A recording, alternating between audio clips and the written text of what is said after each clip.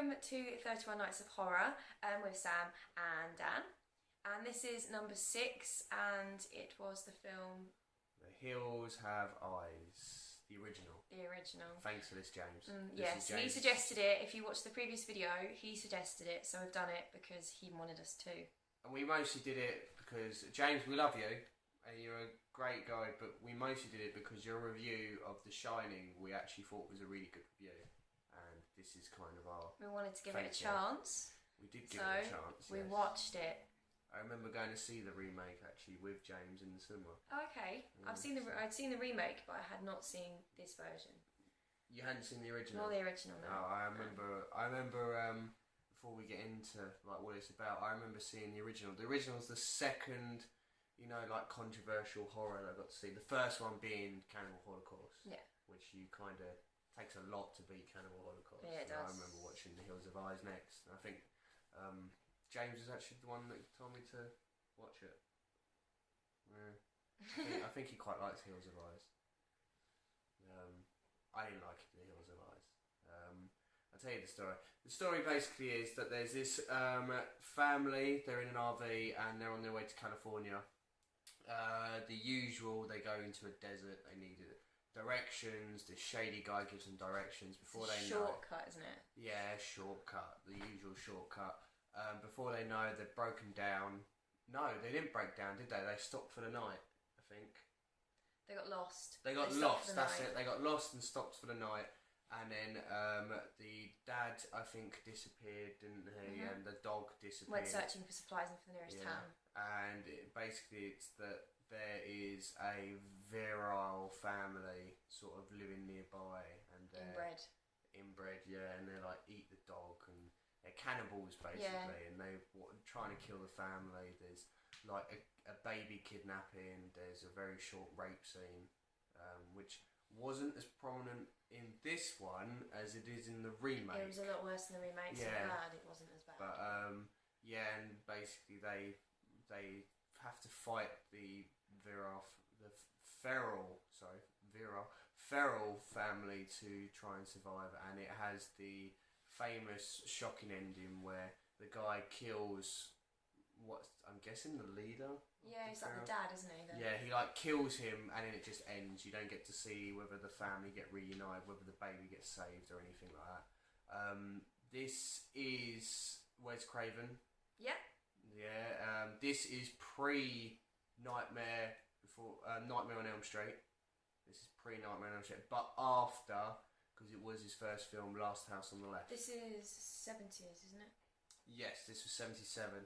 This was 3 years after Texas Chainsaw Massacre, in which, I don't know whether you noticed, but there is a lot of Texas Chainsaw Massacre in this film. Yeah. Loads of Texas Especially Chainsaw. in the remake, where they were running through the house and stuff like that. Yeah, I mean, I think Wes Craven was a huge fan of Texas Chainsaw, but you can tell that he watched Texas Chainsaw before making this. You got the cannibalistic family, you've got I would say this is more of a let's try and push the envelope, sort of try and be more shocking than Texas Chainsaw Massacre. Well, yeah, like you said, there's the rape, there's the baby scene, there's someone being set on fire, so you're getting a lot of things in there. The dog's guts. Yeah. I think at one point you actually see a girl eating, and she's meant to be eating dog, which is, the sort of thing that you get. And I read that the original script was for them to kill the baby.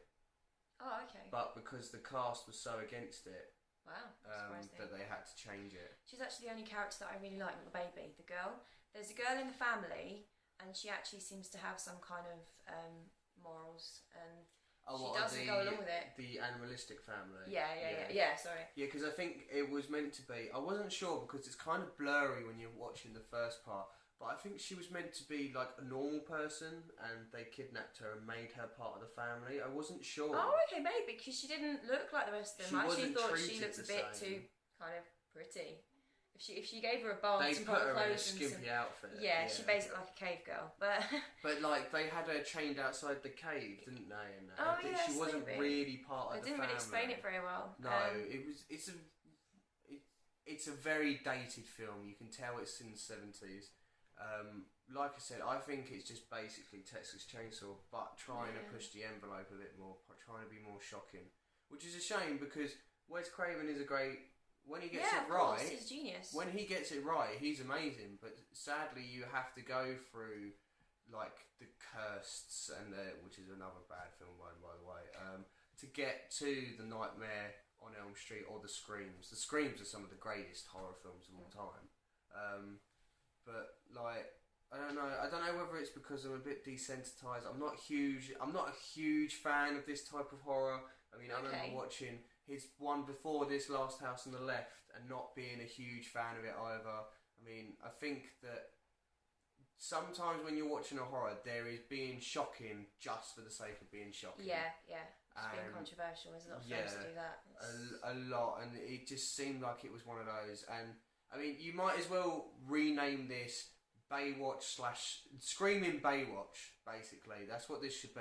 Not for the looks wise, but everyone seemed to be running like a mile the whole time. Like, you had this one scene where the woman picked up an axe to kill this guy, and she must have ran like a marathon to get to this guy. Like, it was so far back. In the front of the camera, it looked like she was about 3 steps and she was going to be like, smash. But the camera panned back and she had like so far to run, and this axe was really flimsy. And like, yeah, and like she like smashes him with the axe, but it's not like, you know, everyone knows from horror that if you hit someone with an axe, the axe normally sticks into him. But no, she was just like this, like it was a knife or something. It was so weird. And she had an awful scream as well. Oh yeah, the whole film she was screaming. And like, I mean, to be fair, she was the one that got raped. She was the one that she did just get to see her mum get stabbed. And exactly. Her sister get stabbed, which was shot. She got shot. But like, when she was screaming the most was when Bobby, the main character, I guess, he rigged like this RV to blow up when one of the bad guys opened the door, and he went very smartly for once to say, right, I have to know that he's dead. I'm going to go back and check that he's dead. This is one of the main rules of horror. Exactly, you always check that they're dead. Yeah, double tap, yes, double tap. And he goes to check back, and she's like screaming, Bobby! Bobby! Bobby! Like the whole time, for like at least a minute, she's screaming this non-stop, and it's like, I'm getting a headache. And like the running bit, it was just so annoying to watch. And then it wasn't the only scene that was like it, because there was the scene with the snake, and the one that you liked, she seemed to be running a mile to go and stop him from killing the guy near the snake. It was just. I just realised she reminds me of. Who's that? What are they? There's the tribal people in Game of Thrones. Oh, the Targaryens. Yeah, that's what she reminds me of. Maybe, yeah. Like that party where they're sort of like, they're all, spoilers, they're all having like sex to commemorate the wedding sort of thing, because they're having like a party thing, aren't they? And they're having sex, and then they're fighting to have sex with the women and that. Yeah. Yeah, so like Sorry. She's getting all embarrassed, you know? No. I'm not. Anyway, back to the film. The acting was awful. It was so bad. I mean, to be fair, give it its due. It's obviously a B movie. Obviously one of those small budget movies. Like, I mean, to be fair, Texas Chainsaw Massacre, that was a small budget film. You know, the acting's horrible in that as well. Yeah. You know, I mean, we're discussing Texas because this film is so much like Texas. It's amazing how much it's like it. You have the main one that's like, I don't want to offend anyone, but I want to say retarded. You know, I was going to say deranged. Yeah, maybe deranged. Yeah. Well, no, because he has that sort of, he can't talk properly and he doesn't understand what's going on. He's obviously like been born. It's through incest. It's obviously through incest that he's been born like it, and that's meant to be what Leatherface is meant to be. He's meant to have been born through incest, and he's like that. And this main guy, the one that, if you know Hills of Eyes, he's the one on the cover, the bald guy, you know, the weird, crazy looking one. You know, that's exactly the same as Texas Chainsaw. You've got the horrible cannibalistic family that are taking the other family out and trying to, well, I'm guessing they were trying to eat them. We didn't really get to hear their motives. There were no motives, you know, and it's just, and he also, the guy, he died in sort of similar fashion as you'd expect a Leatherface to die. You know, a dog attacked his face, and I mean that was quite a brutal scene. The dog literally ripped his throat out. It was quite horrible, and that bit where, yes, Beast. And like they showed his leg, didn't they? And his leg had the bone coming out. And he was playing with it. He was just like, oh, it's painful. It was like, I don't know. You sort of watch it and you realise how. I don't know whether it's because so much time has passed, but you realise how much of a strange film this is. It's a very strange. It's one of those ones. I'd stick it in the same vein as like obviously Texas Chainsaw, Devil's Rejects, that sort of one. What kind of? It's only because I love all the Devil's Rejects and all those. No, I'd stick it in it because you have that. It's horrible that weird family that just sort of thing, and there's nothing's wrong to them. Yeah, and the filming to it's really gritty, right. And like the way they shoot it, really gritty, and I'd stick it in the same sort of vein. I mean, it's like it's the original films, but yeah. I mean, it's Texas is the original, but yeah. I forget that's. Yeah, it's so hard to sort of remember when it comes to this time, but. I mean, there was one camera shot which I quite liked, and that was the end camera shot, which was where I can't remember his name, but the second main guy, there's two of them, was killing Mars, the head honcho of the Ferrell family, and it's just literally a camera shot of this guy coming to blows with it, and like because he's obviously losing it, like the spit going on the camera and everything, and it's just literally a point of view of the dead body. Like from the dead body. I quite liked that. It was quite a good one.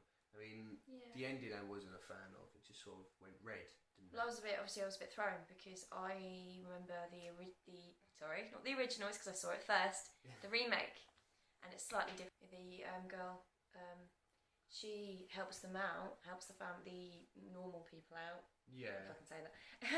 Helps the normal family out. Yeah. Out by taking the baby to them. Because she actually escapes with the baby, and I remember she's running towards the family, and one of the guys is like obviously thinking I need to shoot her because she's got the baby, and then she just ends up handing it over, and I can't remember if she then gets shot. I can't remember, but she tries, and she's probably my favourite character actually because they wind me up. The family. The normal people were just so stupid. It was so stupid. And I don't remember, because, you know, when they were breaking into the RV to take the child and everything, I don't remember them running so far away to their dad being on fire. But yeah, it took the two guys so long to run back that they had, like, the main, like, bald bad guy had a time to run out of the caravan, run back into the caravan, steal the baby, and then have the other guy manage to grab the other girl and run off. And it was such a long time for them to be running towards the caravan. In the remake, it's a lot closer. It was quite horrible. I mean, I don't know why I didn't really like the film that much. I should like this film because it is kind of different. Yeah, you've seen it before, kind of. But I mean, it had some really horrible bits in it. It was really uncomfortable to watch, and it's one of the few films that can make me cringe. But if I'm being honest, I don't find it that interesting. Like, it's really hard. It's either really horrible to watch. I'm sat there just like I don't like watching this. This is nasty. And then the rest of the time I'm like, I'm just bored. Yeah, it's really hard to keep concentration. There's not enough going on. No, it's like the story is paper thin. Yeah. So thin. It's just an opinion because I wish I could like it because it is one of the it's one of the big ones, isn't it? Really. Well, yeah. I mean, it's a shame that we're reviewing it without James because obviously James loved this movie. As you saw in the last one, he said that this was his first slasher film that he really liked and everything. So, but I knew I don't really like Hills of Eyes. I knew that coming into it, and my opinion hasn't changed. You know, I haven't watched the original for at least 10 years. I haven't watched the remake since it came out, which was in 2006. And it's just there's nothing that has made me change it. I think I can understand why people might like it, but I don't. Yeah, I mean, I can kind of understand in the same way. I mean, I don't want to go into it because we might be reviewing it, but Texas Chainsaw Massacre, I think, is overhyped. Really? I personally think it's overhyped. Well, I mean, like I said, I won't continue into that. We will probably do Texas Chainsaw Massacre. I think same as this, it's got such a cult following and cult memory that so many people think, oh, The Hills Have Eyes. I mean, I remember coming out of the cinema for the remake, and so many people were like, oh god, that was horrible. That was a shocking film and everything. And like, I mean, the remake was a bit more shocking because the rape scene was a bit longer. But with this one, I guess maybe it could have been shocking back then, but there's nothing shocking now. I guess we've seen everything, haven't we? We've seen it all. Yeah, so I mean, I can still be shocked. I can definitely still be shocked from a film. Definitely. Well, yeah, I watched Human Centipede not too long ago. I was, but it's just, I don't know. There's just something about this film that maybe because it's so much like Texas Chainsaw that I'm sitting there watching it, going, I've seen this film. I've seen Texas. There's no point in watching this. Yeah. Maybe. Sorry, James. I know you. We tried. Yeah, anybody out there who also agrees with James and loves this film, I'm really sorry. I mean, my rating's going to be... Go on. 3, and that's me being nice, because... No, I can't give it a 3. It's going to have to be like a 1. There is... No, because I'm sitting here and I'm thinking, like, in this whole review, have I said anything positive? Have I... I said one camera angle, There's just... The story doesn't stick to me, the characters are annoying, the acting's horrible, and that's... I've seen stuff like The Toxic Avenger, I don't know whether you've seen that. That acting in that is horrible. Hatchet. Yeah, I have seen Hatchet, yeah. Acting in that is horrible as well. So I will give leeway on acting if I think the story is worth it, and I think this story is just basically... They're lost. There's this family out there. They're going to kill them. That's it. Fair enough. No scenes that stick to me. What about you? Maybe like, if I'm being really kind, 4. Ooh. But that's kind because it's. I don't find it that interesting. But I did remember some of the scenes. Like, I haven't seen the remake in years, and yet I still remember some of the scenes. I remember things going. Oh, I remember the rape scene. I remember the fire scene, so it must be doing something right if it's sticking with me. See, I didn't remember the fire scene. Really? No, I remember that. But I just don't find it. I don't feel like I need to watch it again for a very long time. No, it's another one of those ones that you sort of watch and you don't know. I mean, when you talk about the remake, I remember 2 things of the remake. 1, the rape scene, and 2, that Claire Out of Lost is in it. I think Claire Out of Lost is the one that actually gets raped. I think so. I think because the one who gets raped is the one that survives at the end, isn't she? Yeah. And that's all I remember of the remake. I didn't even modernisation for you. Yeah, I didn't even remember the fire part. I completely forgot about that. And when it came to the original, all I remember was the rape scene. That's all I could base on this film. It's the same as Wes Craven obviously liked rape around this time because he had it a lot in Last House on the Left. I don't mean he liked it as in he did. I mean as in he did it. He this is his like 3rd film, and 2 of them had rape in. So that's what I mean. Okay, that's me backtracking. You just see me backtrack on video, but I'm glad Wes Craven got out of that. Yeah, I think he probably. I mean, it's probably only because it's the only controversial thing left. Like, it's still the thing that people. Yeah, he was obviously still trying to get noticed at this point. I mean, he became big because of these 2 films, but he hit the big one. Like what? Oh, it was 84, I think. So 7 years later, he hit the big one. Maybe that's coming up, but yeah, no, 1 out of 10. My lowest review so far. Sorry, James. Really, I'm going to get so much stick. I'm going to get. We tried, and at the end of the day, the point of us making these videos is that we're being honest. Yeah. Just because it's got a big following doesn't mean we're personally going to like it. But I'm not slating other people for liking it. No, exactly. No, and if let us know why you like it. Yeah, if you have your opinion, if you want to tell us why we're idiots and why we should love this film, say it in the comments. We're more than happy to read. We're more than happy to reply. Yeah. We're interested in your view as well as ours. Yeah, It's a two-way street. Yeah, exactly. That's the reason we're doing this. So, yes. Next movie. Up next, we were very lucky because we have a few friends. And we actually have a few friends. Yeah, we do have a few. And our local cinema is doing Insidious double bill, 1 and 2, one after the other.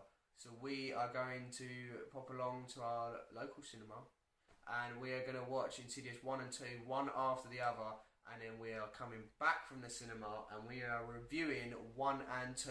So remember, we will say it now. Insidious 2 probably won't be out for that long when we post this video, so don't watch the video if you don't want to hear about Insidious 2. We will go Insidious 1 and then tell you we're about to talk to Insidious 2. So you can, if you haven't seen 2 but want to hear the 1, watch the 1 first and then watch 2. But maybe watch them both because it might help with, I promise you, it probably would. Yeah, we will, we watch... Just in case. Yeah, I'm looking forward to watching one after the other. So, but yes, we'll talk more about that in the next video. So make sure you watch it, and yeah, comment and subscribe, and let us know why we're right and wrong. And we'll see you next time. Yeah, until next time.